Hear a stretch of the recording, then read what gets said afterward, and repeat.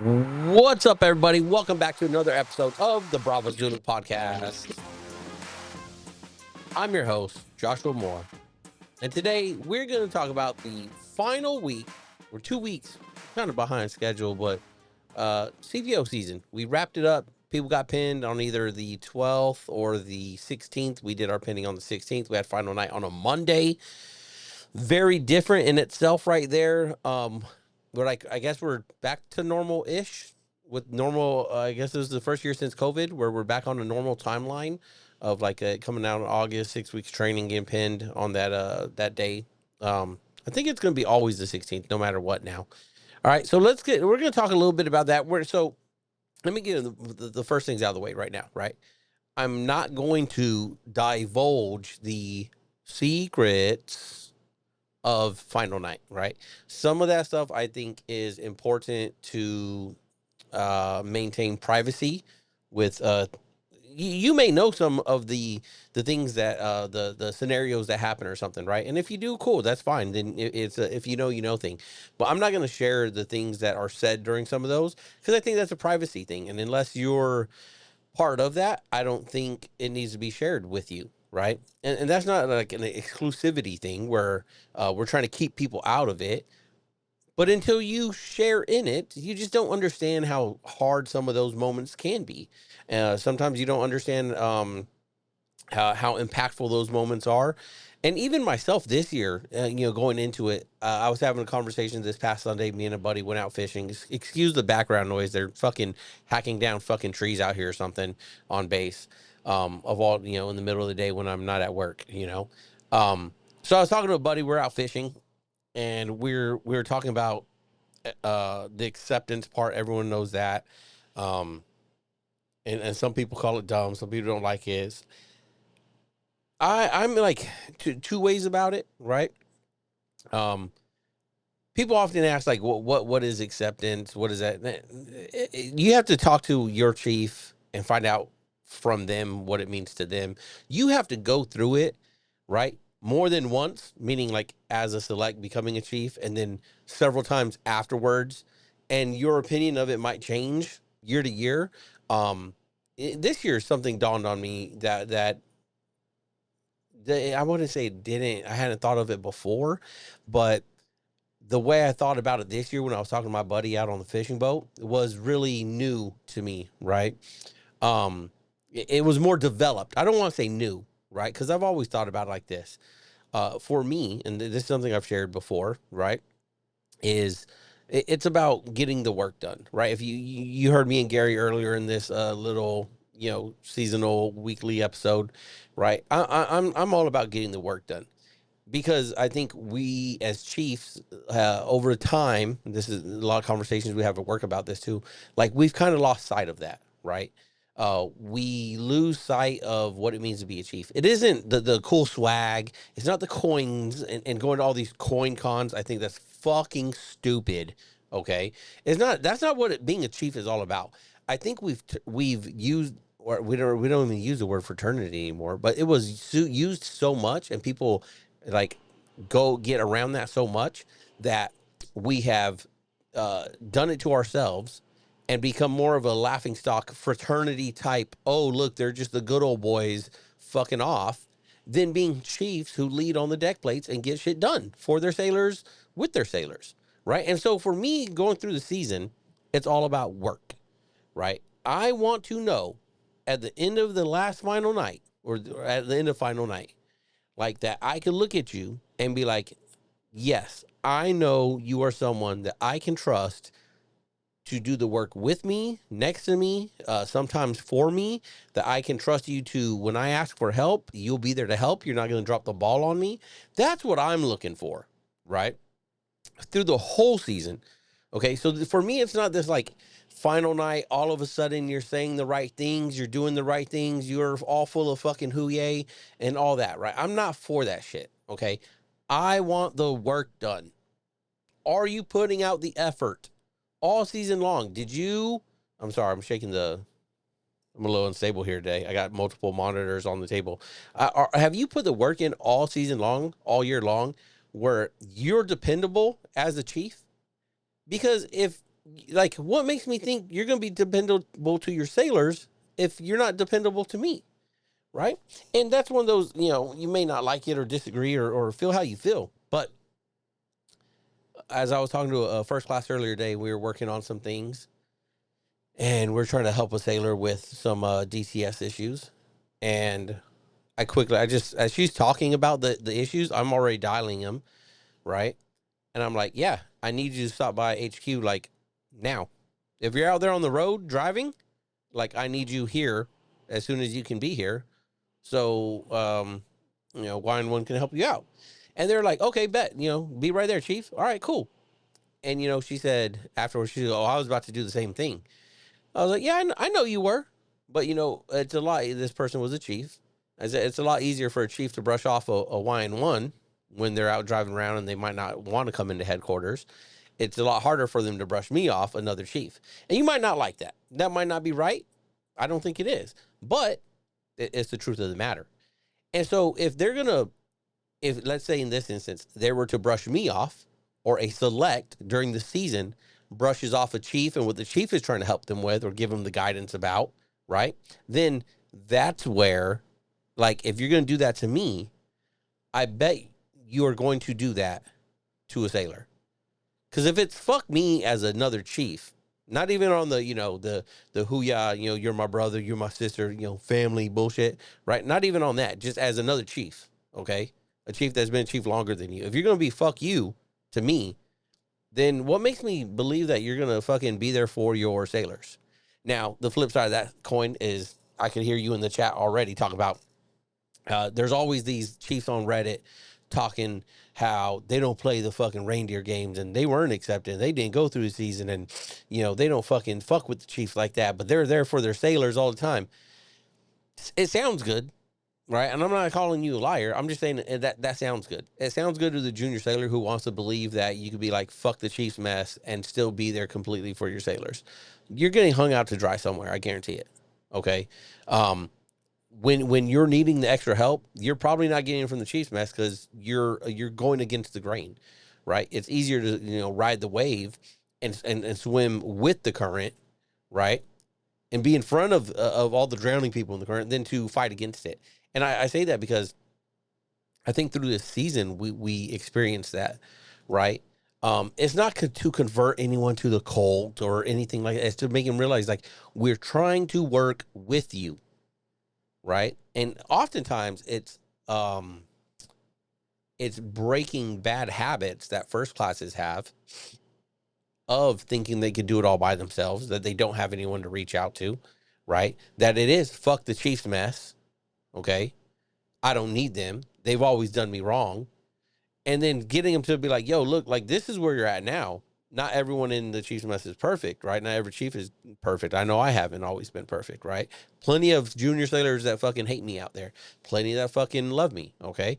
At the same time, though, it's like you try to break those habits to make them realize, like, we're here for you. All you have to do is ask. That's it. I need help. Hey, can you cover down on this? Can you cover down on that? I'm not going to be able to make this. What should I do? Could you do? Like, that's all you got to do. See, I got to check my battery. And although that sounds easy, if you were a first class going through the season, please share how hard that was. Because I know here, and I know some of these guys listen, they found my podcast during the season and they listen. Here it seemed to be really fucking hard. Right?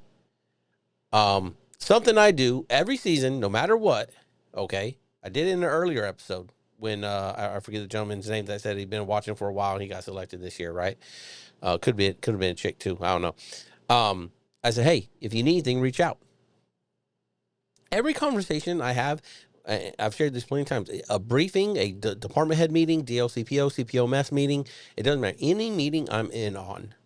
When it's my turn to speak, I give my brief, make it quick to the point, and then I always finish with, do you need anything from supply? And that's the wide open door of send it. I'll field it, see what we can do, and we'll go from there. I do this every season to every select every time. And I think this year more than any year ever, was like complete silence on the net. Nope, they got it. Nope, they got it. Okay, cool, you got it then. And indeed, they did not on several things. And you probably experienced that too out there if you're going through the season. We all have experienced it, but somewhere along the lines, you start getting tired of experiencing it, right? We'll say it like that. And you start asking for that help. You start sharing more about what you do need help with, right? And that's where more things start getting done. Okay. More things get done when you're sharing, asking for help. Okay. And as we talked about in past episodes, that doesn't mean alleviating yourself of all responsibilities, right? Of the workload, but it means sharing that workload and getting some help for that workload when it is appropriate. Some things you cannot do that for. I am not going, you cannot be like, hey man, I'm going on leave and evals are due next week, but I'm going on leave. So can you write my eval for me? Absolutely not. Before you go on leave, it needs to be turned in. I'm not doing that for you, right? It's not my eval. If you don't care about your eval, don't do it. Right? Suffer the consequences when you get back. I'll go in there and if I'm the DLCPO or whatever, right? I'll go in there and talk to CMC and department head with you, and I'll say, I told them before they went on leave they needed to have it done. They said they weren't going to do it. Go ahead and get them that counseling shit. No sweat off my back. You know what I mean?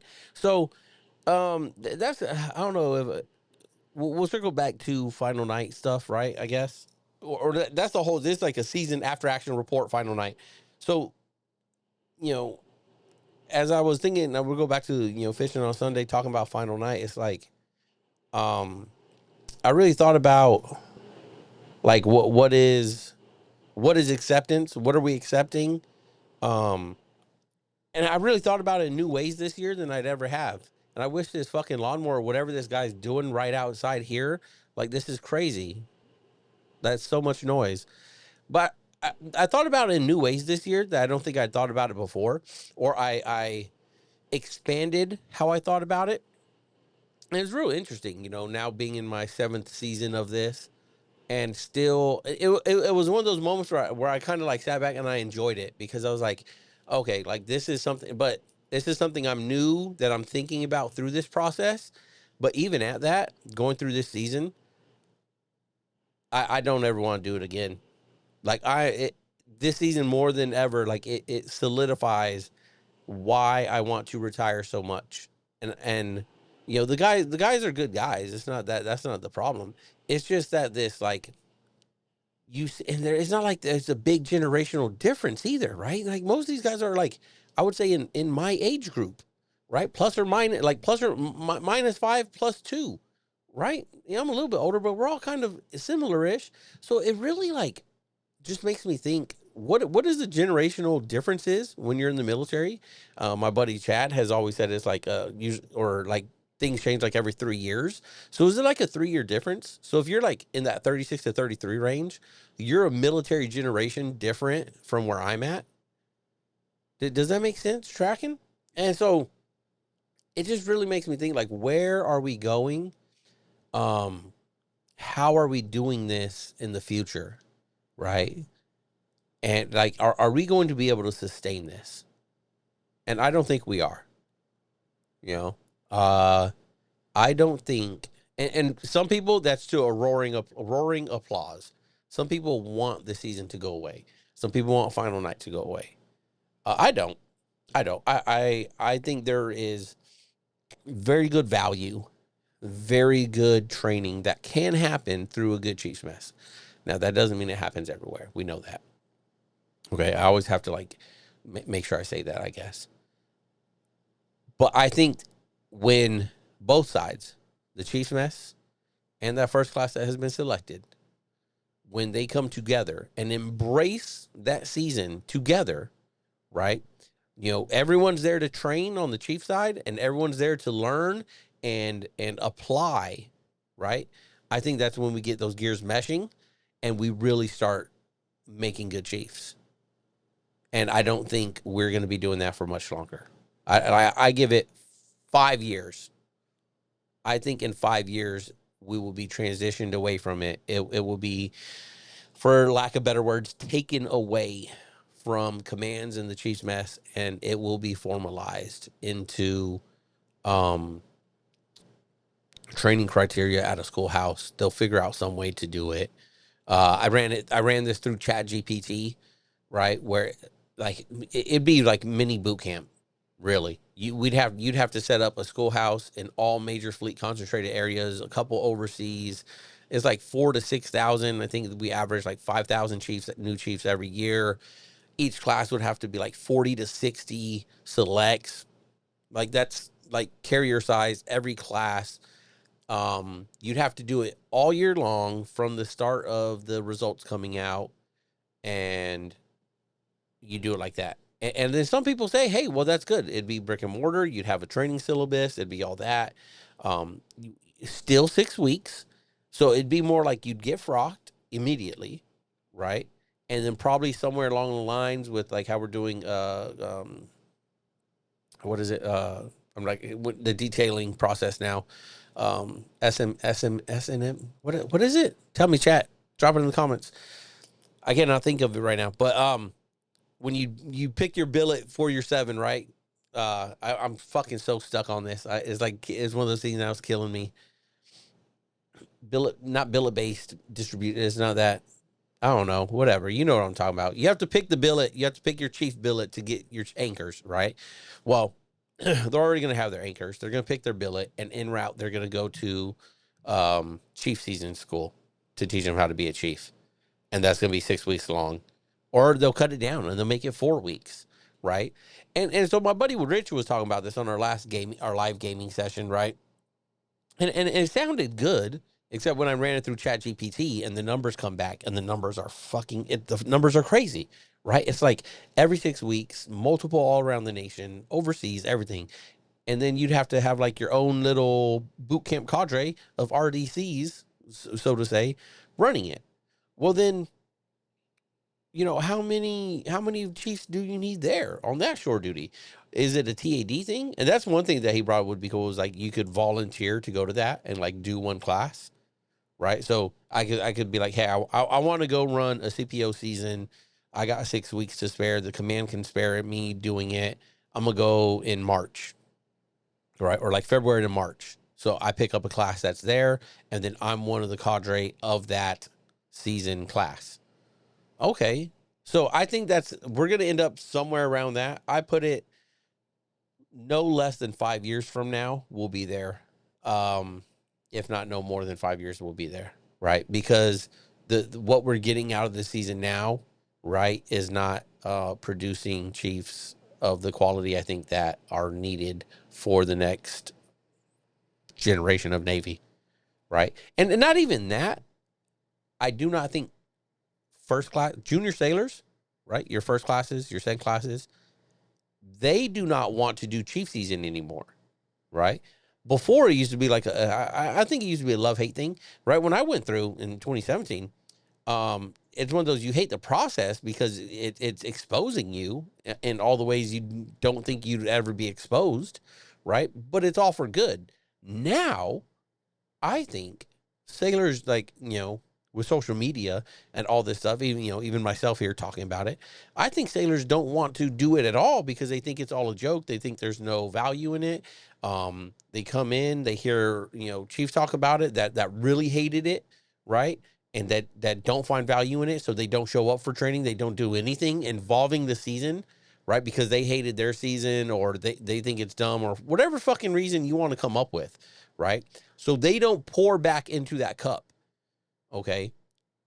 But they'll talk about it. That's kind of weird.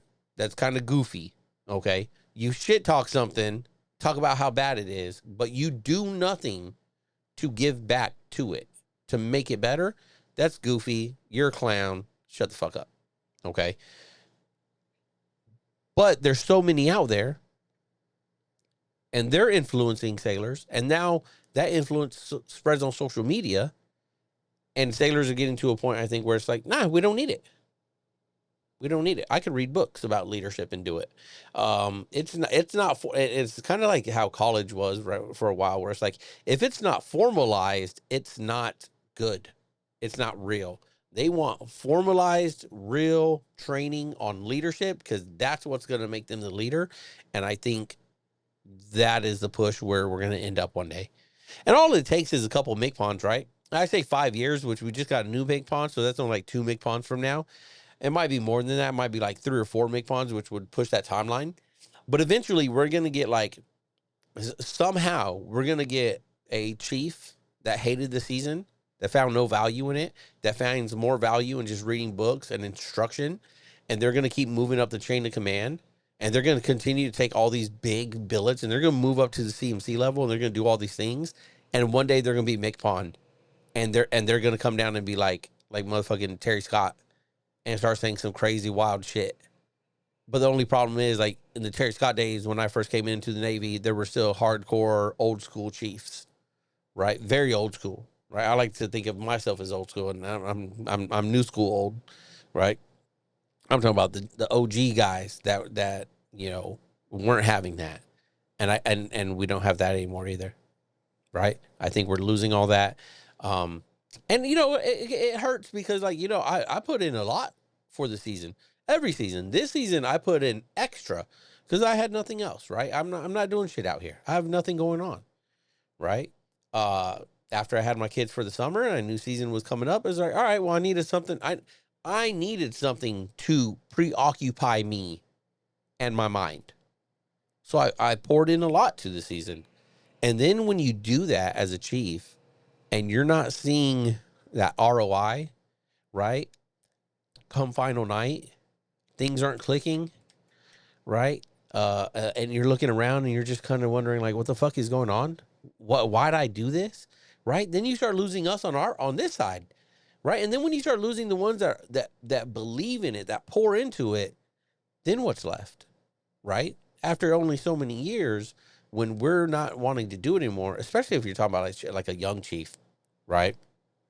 Made it quick, made it fast. They're going to be a chief for like 7, 8, maybe 10 years before 20 years before they could even retire, right? Not even talking if they go Master Chief 30 or something, right? Or they cross over to the LDO side or something. When you start losing those that really like it and really invest in it, I think that's when nope. That's going to amplify how bad it gets.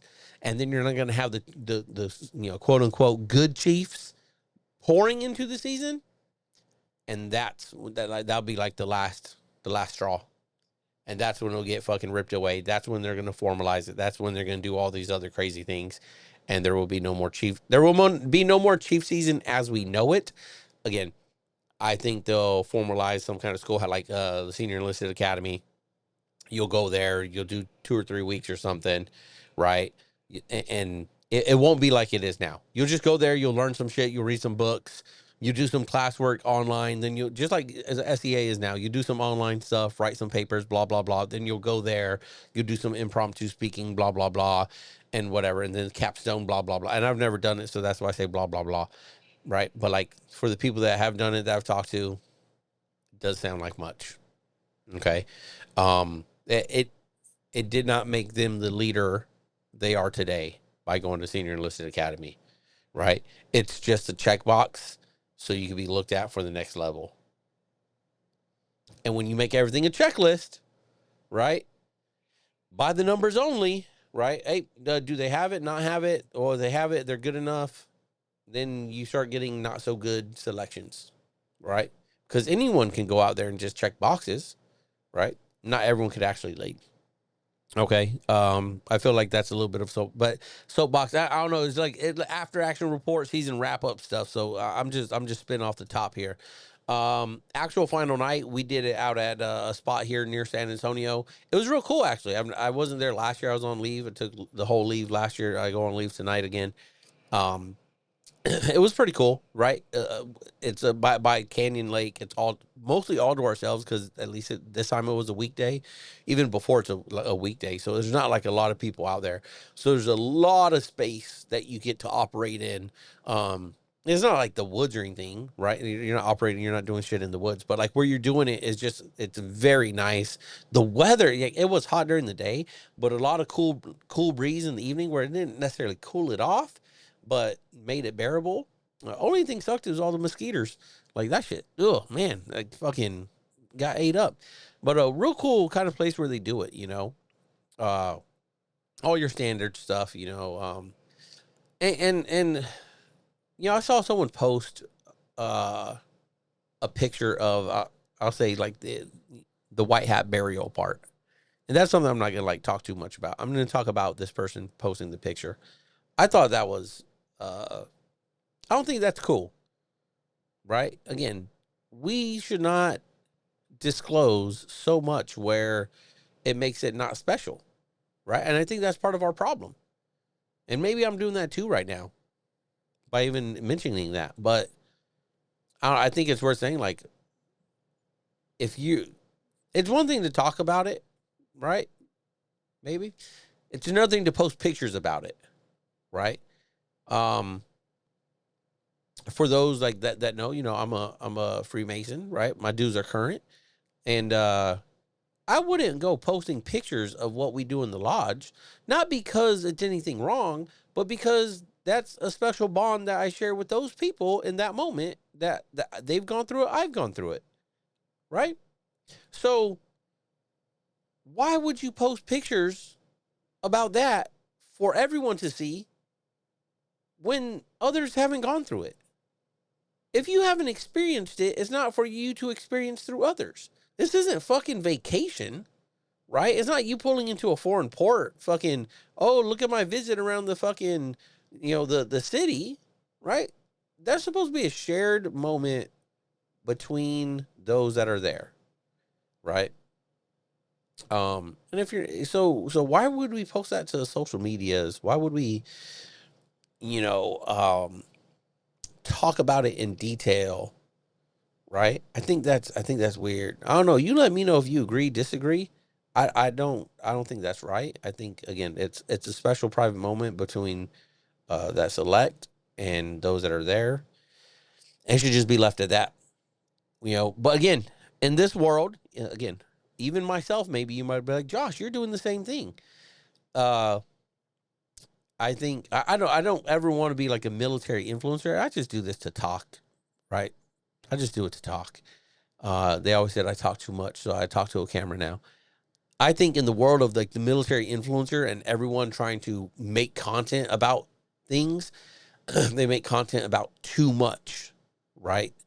And that again, it goes back with like the swag stuff, the coin stuff, the weird, like how many chiefs are out there, and, again, first one to raise their hand, including me, right? But are trying to sell themselves and their content as the leadership fucking place to be, right? And again, I've always said since like I think it was my first, second, third episode, I mean, number 10, I don't know. I was like, this ain't a leadership podcast. It's just a podcast about me, talking about things while I'm here in the Navy. Okay. And sometimes we talk about leadership, but you're not coming here to find out all the secrets of leadership. You can't do that just by listening to shit. You got to go do it out there. Go do it. Right. But with the military, like they got these fucking military influencer fucking what do you call this? Uh balls or like fucking meetings where military influencers go there and fucking what do you do? Fucking pass cards and get on each other's YouTube channels and podcasts and stuff and talk like that shit is fucking it like aggravates me. All right. Because it's we're not serving out of service, right? You want to get on all these shows and talk about servant leadership, but while you're selling and pushing your fucking program on how to become a servant leader, all for $7.99. Visit imadumbass.com to get it now. That like what? That's crazy. Like to me, that shit is crazy. And again, how does that tie into Final Night stuff and the season stuff? Because that's what we are making. Those people in those positions that are pushing that stuff, that's what they push through the season, right? That's what they push. That's how they train, right? They don't show up for anything except for the final moment where they could look good.